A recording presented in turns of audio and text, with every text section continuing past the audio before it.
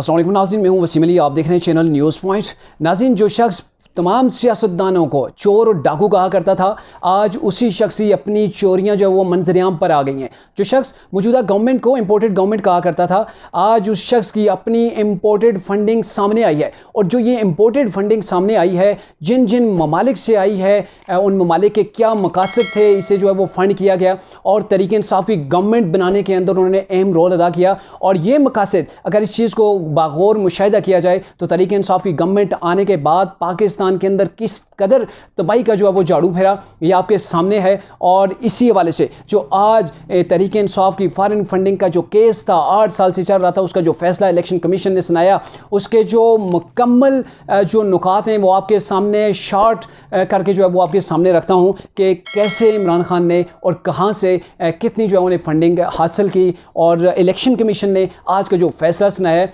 इसका मुकम्मल जो है वो इमरान खान के ऊपर क्या इम्पैक्ट पड़ता है, तहरीक इंसाफ जो है वो उसकी अब क्या कंडीशन होने जा रही है। और इसके अंदर इलेक्शन कमीशन ने बताया कि तहरीक इंसाफ को गैर मुल्की शहरियों से 34 ऐसे शहरी हैं गैर मुल्की जो पाकिस्तानी नेशनलिटी नहीं रखते, उन्होंने तहरीक इंसाफ को फंडिंग किया है और ये चीज़ सबूत सामने आए हैं। इसके अलावा 351 ऐसी कंपनियां हैं गैर मुल्की जिन्होंने तहरीक इंसाफ को फंड किया है,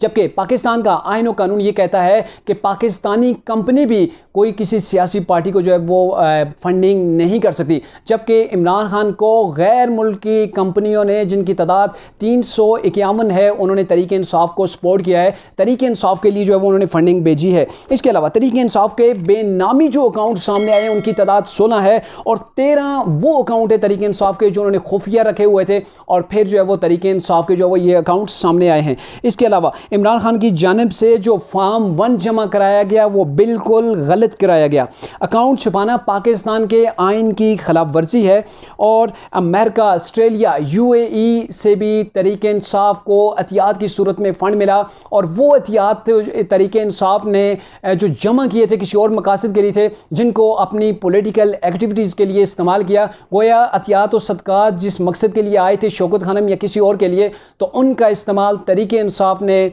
अपनी पार्टी के को मनज़्ज़म करने के लिए जो है वो इस्तेमाल किया गया।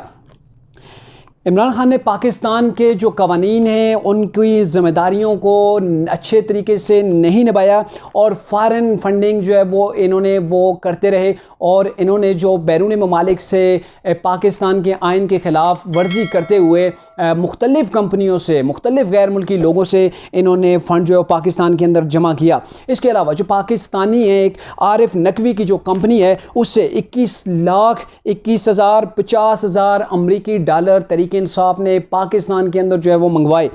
इसके अलावा जानबूझकर यूएई और यूके की जो कंपनी है, उससे $49,965 जो है वो तहरीक इंसाफ ने फ़ंड जो है वो हासिल किए। पीटीआई ने कनाडा से ऑपरेशन और यूके की कंपनी से $2,79,822 अमरीकी डॉलर जो है वो पाकिस्तान के अंदर अपने मुख्तलिफ अकाउंट्स के अंदर जो है वो मंगवाए। 5 सालों में इमरान खान ने बयान अल्फ़ी, और जो बयान अल्फ़ियाँ जमा कराई वो तकरीबन तमाम की तमाम झूठ के ऊपर मबनी थी। यानी कि तहरीक इंसाफ के जो चेयरमैन इमरान खान, ये चीज़ प्रूव हो गई कि वो अब सादिक व अमीन नहीं रहे। क्यों नहीं? क्योंकि उन्होंने बयान अल्फ़ी के अंदर झूठ से जो है वो फ़ायदा हासिल करने की कोशिश की, और यूँ आर्टिकल 63A के तहत, जिस आर्टिकल के तहत नवाज़ शरीफ को नाअहल किया गया था, और उन्हें इस बात के ऊपर नाअहल किया गया था कि नवाज़ शरीफ ने अपने बेटे से जो 10,000 दिरहम की जो वसूल करने थे, जो लेने थे बतौर जो मुलाजमत के थे, वो वसूल नहीं किए थे, और जो वसूल नहीं किए थे उनको मेंशन नहीं किया गया था, और ना मेंशन करने की वजह से उनको ताहयात नाअहल किया गया, और बाद में पार्टी की सदारत से भी उन्हें हाथ धोना पड़ा।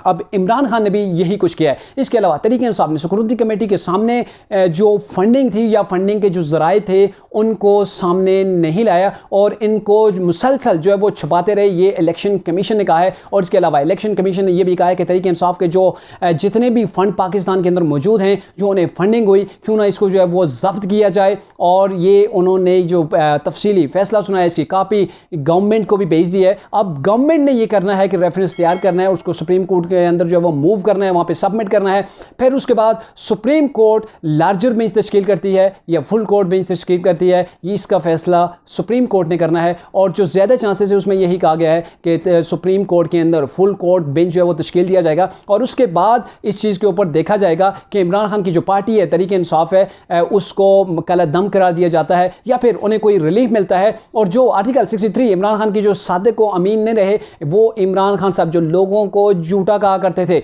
लोगों के ऊपर इल्ज़ामात दर इल्ज़ामात लगाते थे, आज उन्हें सर्टिफाइड झूठा करार दिया गया है और सर्टिफाइड फॉरेन फंडिंग जो के हवाले से जो वो इन्हें करार दिया गया है कि ये वो शख्स है जिसने गैर मुल्की कंपनियों से पैसे लिए और पैसे लेने के बाद पाकिस्तान के अंदर गवर्नमेंट बनाई और गवर्नमेंट बनाने के बाद पाकिस्तान के अंदर तबाही का जो झाड़ू फेर दिया, जो आज पाकिस्तान की मैशत है। तो ये डेफिनेटली अब जो गवर्नमेंट है और जो गवर्नमेंट के कोलीग हैं वो इस चीज़ को रेज करेंगे कि इमरान खान ने ये फंडिंग क्यों हासिल की और ये इतनी बड़ी फंडिंग को 8 साल तकरीबन क्यों छुपाया गया।